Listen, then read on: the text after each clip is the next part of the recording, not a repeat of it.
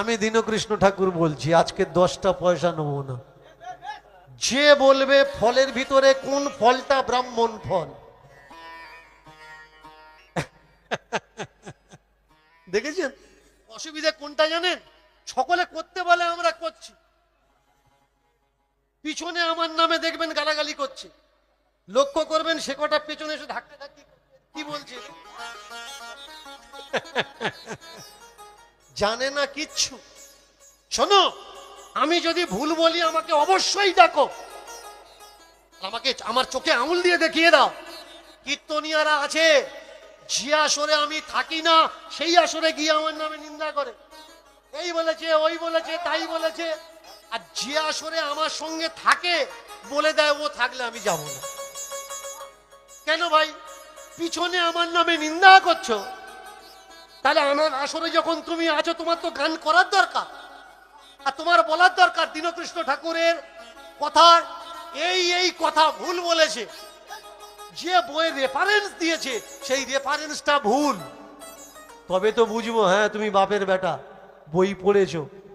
তা না হলে কলা পাতা মুখস্থ করে আসরে এসছো, বুঝবো কি করে তোমার শিক্ষার দৌড় কত? পেছনে গালাগালি দিচ্ছ, আমি কিচ্ছু জানি না। একটা সময় ছোটবেলা আমরা দেখেছিলাম সর্ষের তেলের দাম বাড়লো কোথায়? কেন্দ্র থেকে।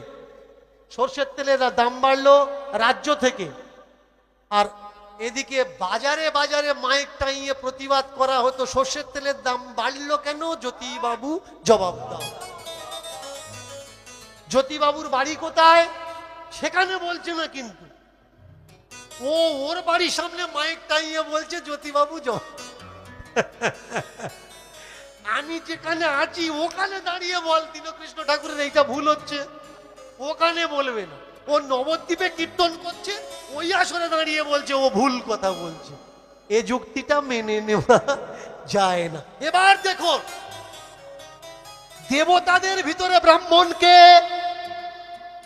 বলুন, দেবতাদের ভিতরে ব্রাহ্মণকে কে? মা ব্রাহ্মণকে প্রজাপতি ব্রহ্মা, দেবতাদের ভিতরে ব্রাহ্মণ। বলুন তো পৃথিবীতে দ্বিতীয় ব্রাহ্মণের জন্ম কে দিয়েছেন জানেন কি? সাধারণ মানুষকে ব্রাহ্মণ বানিয়েছেন কে? বশিষ্ঠ। পৈতা খুলে দিয়ে দিয়েছেন কার? বিশ্বামিত্রকে। বিশ্বামিত্রের কি ছিল? ক্ষত্রিয় ছিল। ক্ষত্রিয় বিশ্বামিত্রকে পৈতে খুলে দিয়ে বিশ্বামিত্রকে ব্রাহ্মণ বানিয়ে দিয়েছে কে? বশিষ্ঠ। বশিষ্ঠ কার ছেলে জানেন? বেশ্যাপুত্র বশিষ্ঠ। এটা আমি বলছি না, আমাকে ডিফেন্ড করো না, আমাকে গালাগালি করো না, এটা বলছে ধর্মগ্রন্থ। দীনকৃষ্ণ ঠাকুর কি চাচ্ছে? বশিষ্ঠ যদি আমাদের মানুষ হয়, তাহলে বশিষ্ঠের মান নামে যে গ্রন্থে নোংরা কথা লেখা হলো তার মা বেশ্যা ছিল, ওই পৃষ্ঠাটা টান মেরে ছিঁড়ে ফেলুন, ছুঁড়ে দিন ডাস্টবিনে। যে বইতে লেখা আছে রাম গরুর মাংস খেত, বইটার থেকে পৃষ্ঠা টান মেরে ছিঁড়ে ফেলুন। যে বইতে লেখা আছে কৃষ্ণ শুয়োর খেত, সেই বইয়ের পৃষ্ঠাটা টান মেরে ছিঁড়ে ফেলুন, ডাস্টবিনে ফেলে দিন, দিয়ে বলুন এটা আমার ধর্মের গ্রন্থ হতে পারে না। কেউ চক্রান্ত করে নোংরা কথা লিখে রেখেছে। দীনকৃষ্ণ ঠাকুর কি চাচ্ছে?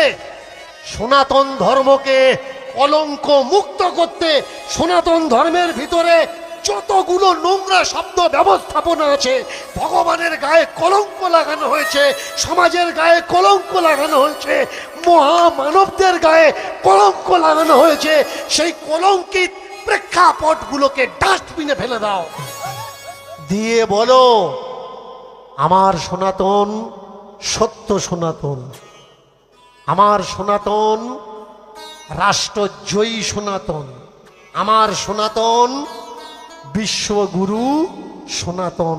প্রতিজ্ঞা করো। দেখবেন ট্রেনে, ট্রামে, বাসে, অটোর পিছনে লেখা থাকে তোমার ব্যবহারই তোমার পরিচয়। মানুষের ডেফিনেশন কি? মানুষের কর্ম, মানুষের ব্যবহার, অন্যের প্রতি দয়া, দীনতা, দৈন্যতা ত্যাগ, নিজের পরিবারকে রক্ষা, নিজের গ্রাম, নিজের দেশ, নিজের রাষ্ট্রের প্রতি কর্তব্য বর্তায়, তাকে মানুষ বলে। নদিয়া নবদ্বীপের তীরে দুজনে তাকিয়ে দেখলেন, জাত জাত করে একেবারে দেশটা সর্বনাশ করে দিচ্ছে। যারা জীবনে মাঠে গিয়ে কাজ করে না, তারা ছুটে যাচ্ছে কাজ করা মেহনত ওয়ালার বাড়িতে গিয়ে বলছে, "এই, তোর কপালের অভাব, একটা যজ্ঞ কর, একটা পূজা কর, একটা অর্চনা কর, তোর কপালের দুর্দশা দূর হয়ে যাবে।" ভাবছেন, কিছু কন্ট্রাক্টর ভালো কাজের কন্ট্রাক্ট নিয়ে তোমার কাছে এসছে, তুমি এই করো, তোমার মঙ্গল হবে। তুমি তোমার বাড়িতে একটা হোম করাও, তোমার বাড়িতে নাগিনী আছে, নাগের মাথার উপর তোমার বাড়ি।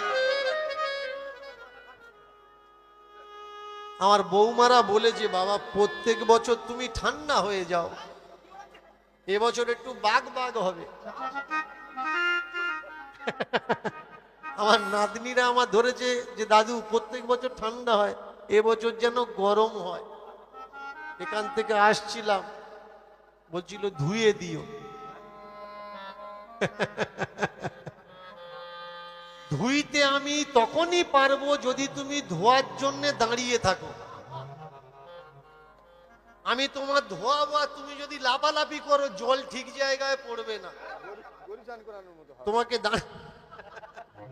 তোমাকে দাঁড়িয়ে থাকতে হবে, তবে আমি ঠিক মতো ধুতে পারবো। মন দিয়ে শোনো,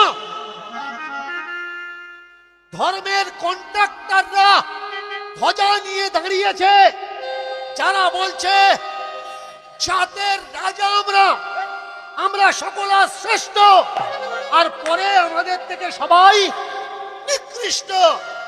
এই উঁচু জাত, উঁচু বর্ণ, এরা আসলো কোত্থেকে?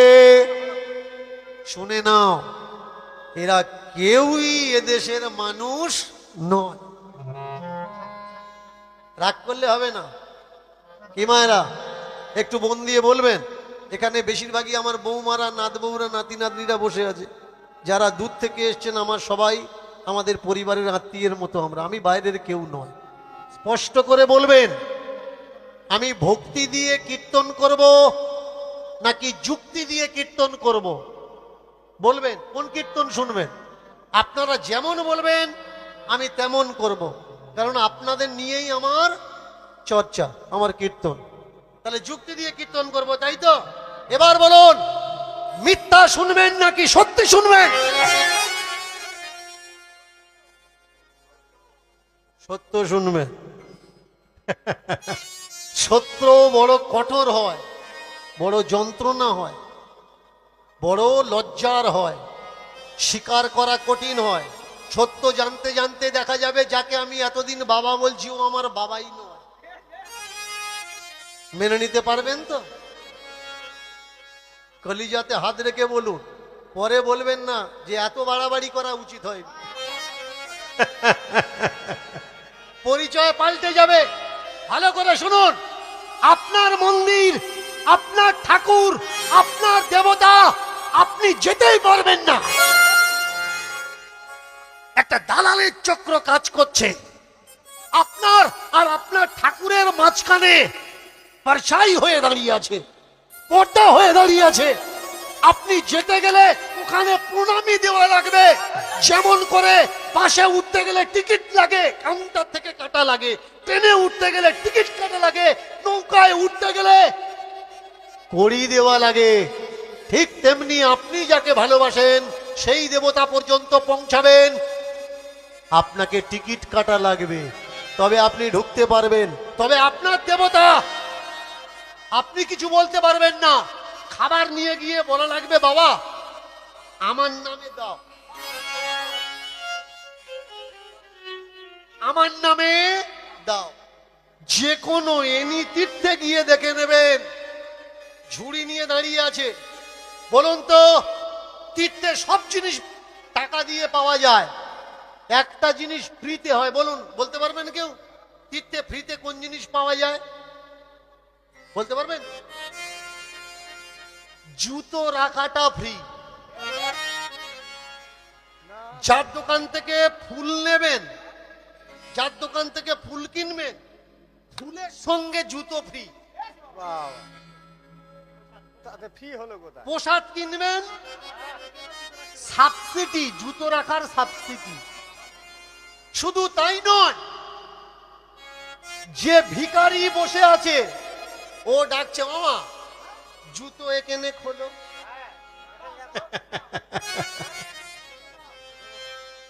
কেন তুমি জুতো যেখানে সেখানে খুলতে চাচ্ছ না?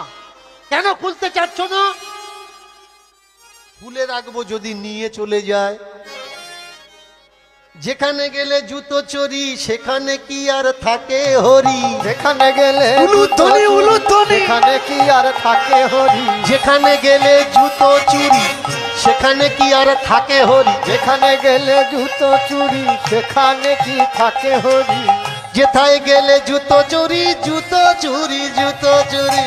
যেথায় গেলে জুতো চুরি, জুতো চুরি, জুতো চুরি। যেথা গেলে জুতো চুরি সেথায় কি আর থাকে হরি? যেথা গেলে জুতো চুরি সেথায় কি আর থাকে হরি? ও ভাই সেটা হরি থাকে না, সেটা হরি থাকে না, সেটা হরি থাকে না, সেটা হরি থাকে না। ভাই সেটা হরি থাকে না, সেটা হরি থাকে না। ভাই সেটা হরি থাকে না, সেটা হরি থাকে না। যেথা তোমার নিজের জিনিস নিজের না, জামাও নিজের না, জুতোও নিজের না, ফুল ফল তোমার না।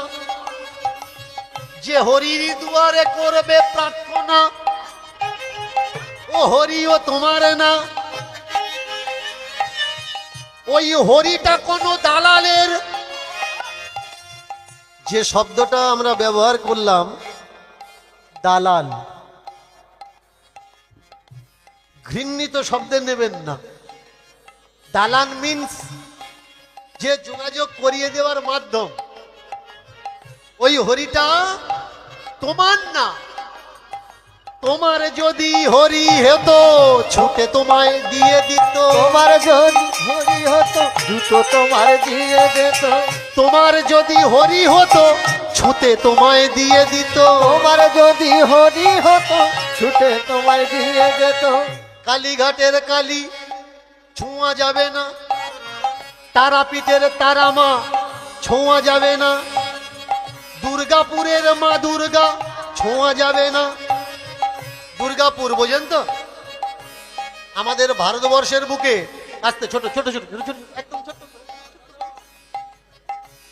প্রথম আমাদের ভারতবর্ষের বুকে প্রথম দুর্গাপূজা হয় কোথায়? দুর্গাপুর। এই যে বর্ধমানে যেতে গেলে মাঝখানে যে জায়গাটা পড়ছে দুর্গাপুর, প্রথম দুর্গাপুজো হয়। দুর্গাপুজো দুর্গা ঠাকুর তুমি ছুঁতে পারবে না। গন্ডি দেওয়া আছে ভাই রে, গন্ডি দেওয়া আছে। গন্ডি দেওয়া আছে ভাই রে, গন্ডি দেওয়া আছে। গন্ডি দেওয়া আছে ভাই রে, গন্ডি দেওয়া আছে। গন্ডি দেওয়া আছে ভাই রে, গন্ডি দেওয়া আছে। যদি তুমি ছুঁয়ে দাও অপরাধের ভাগী হও। যদি তুমি ছুঁয়ে দাও অপরাধের ভাগী হও। যদি তুমি ছুঁয়ে ছুঁয়ে, যদি তুমি ছুঁয়ে দাও অপরাধের ভাগী হও। যদি তুমি ছুঁয়ে দাও অপরাধের ভাগী হও। 20-30 জন পণ্ডিত লাগে উৎসব করার জন্যে। তুমি ভেবেছো তোমার ঠাকুর ছুঁয়ে দেবে? ছুঁয়ে দিলে ঠাকুর যে অপবিত্র হবে। 20-30 জন পণ্ডিত লাগবে উৎসব করার জন্য। কেন? ঠাকুর অপবিত্র হয়ে গেছে, ঠাকুর পবিত্র করা লাগবে। হায় হায় হায় হায় হায়, আমার যদি ঠাকুর হলো তাহলে আমার আর তার মাঝখানে যে দাঁড়িয়ে আছে ও কে বলো? কেন বা ও যেতে দেয় না? কেন বা ও ছুঁতে দেয় না? কেন বা যেতে গেলে লাইন দিতে হয়? যে আমার দুঃখ বোঝে না, আমার ব্যথা বোঝে না, আমার যন্ত্রণা বোঝে না, একবার ভেবে দেখো ভাই, সে আমার ঠাকুর কিভাবে হয়। এবার জাগুন, ঠাকুর মন্দিরের সামনে থেকে প্রণামী বক্সটা তুলে দিন। যারা যারা তীর্থে যাচ্ছেন প্রণামীটা দেওয়া বন্ধ করুন। ঠাকুরের নামে দান দেওয়াটা বন্ধ করুন, কারণ ঠাকুরের দান লাগে না। না তো টাকা লাগে, না পয়সা লাগে, না জায়গা লাগে, না জমি লাগে, না তো মন্দির লাগে, কিচ্ছু লাগে না। ঠাকুরের নামে যে আপনি দান দিচ্ছেন ঠাকুরের লাগছে না, লাগছে কার?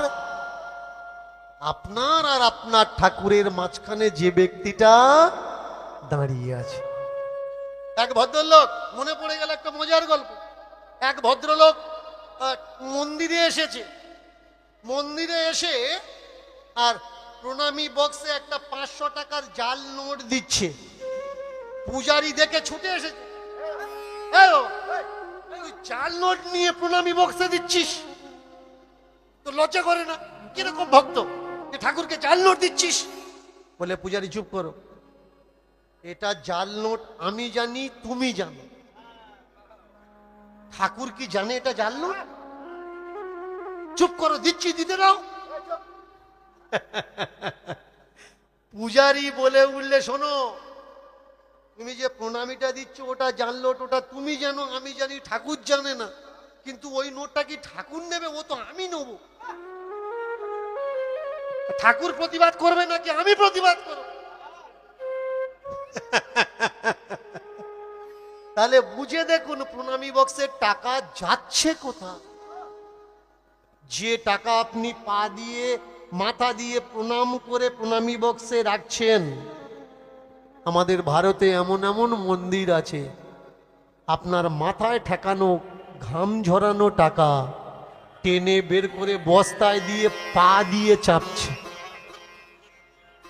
দেখে নেবেন, বুঝুন কে আপনি আর এরা কারা। যেদিন আপনি ঠাকুর মন্দিরে টাকা দেওয়া বন্ধ করবেন, দেখবেন শুধু ঠাকুর আর আপনি আছেন, মাঝখানের মানুষটা সরে গেছে।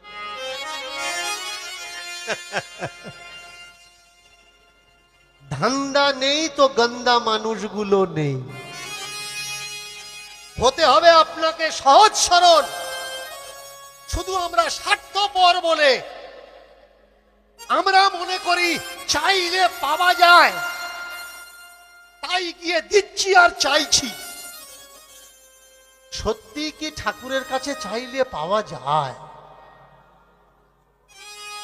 ফাঁসিতে চড়ার আগে ফাঁসি কাটে ঝোলা কয়েদির মতো শেষ ইচ্ছা জানার সংখ্যা।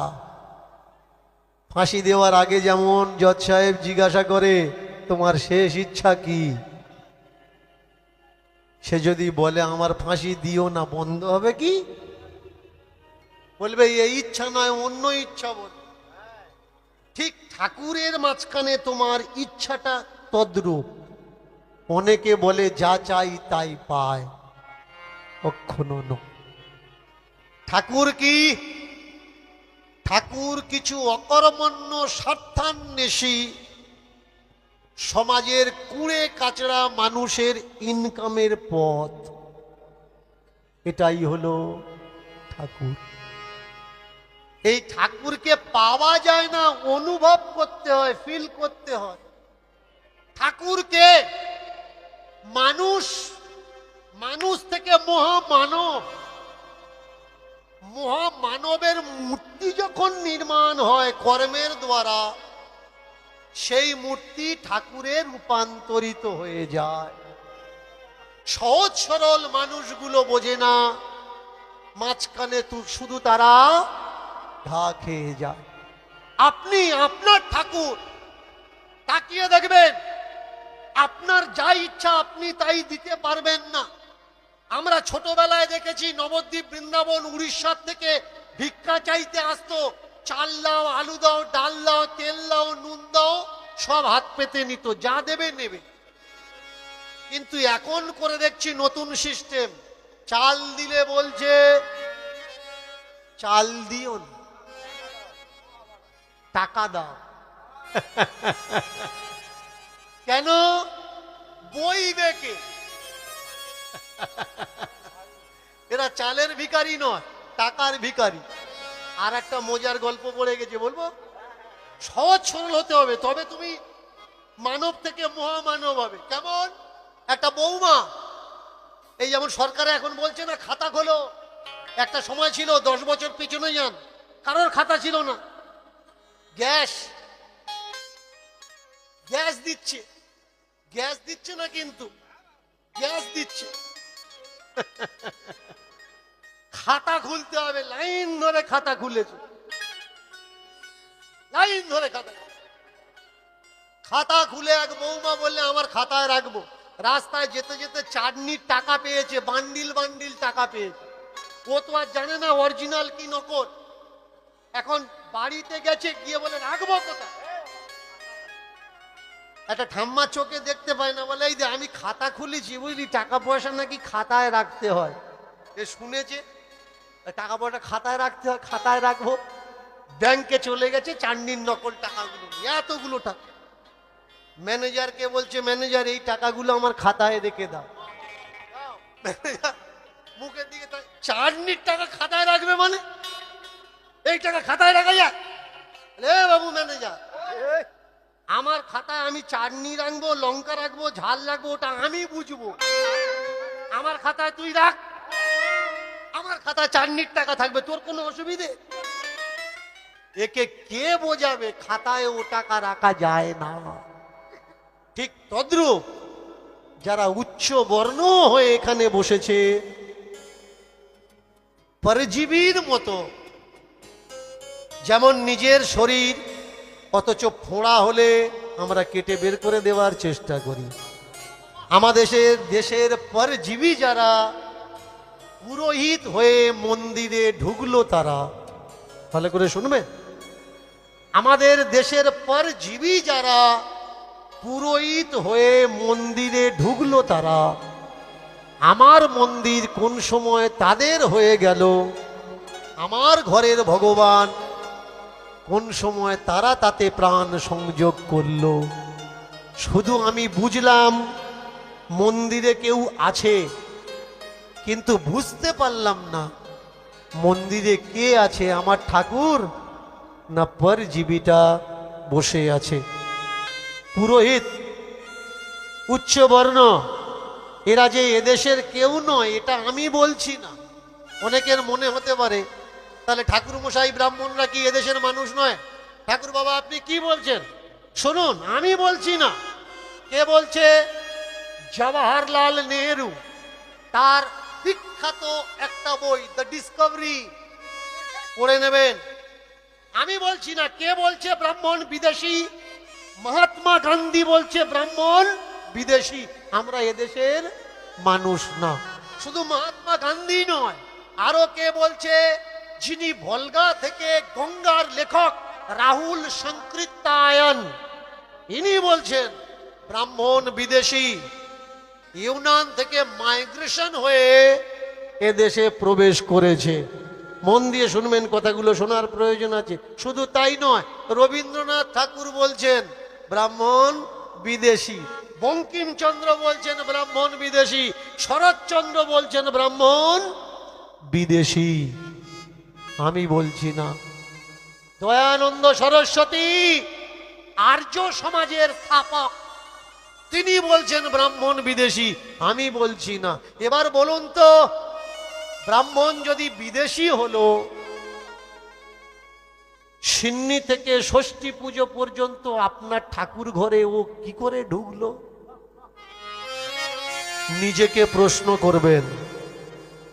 আমি ব্রাহ্মণকে নিন্দা করছি না, আমি শুধু বলতে চাচ্ছি তোমার কান্না তুমি কাঁদো। তোমার দাঁতে ব্যথা, তুমি যদি বলো আমি হা করতে পারছি না রে, তুই কাঁদ আমার জন্য কাঁদ, হবে কি? হবে না। তোমার দাঁতে ব্যথা, তুমি কাঁদো, কান্নাটা দাঁতে ব্যথার মতো হবে।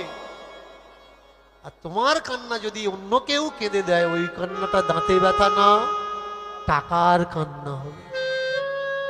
তোমার ঠাকুর ঘর তুমি দায়িত্ব নাও, তোমার দেবতা তুমি দায়িত্ব নাও। এ কথাগুলো আমি বলছি না, কে বলছে? দুটো ভাই এলো নদিয়ায়, নিতাই গৌর দুটি ভাই এলো নদিয়ায়।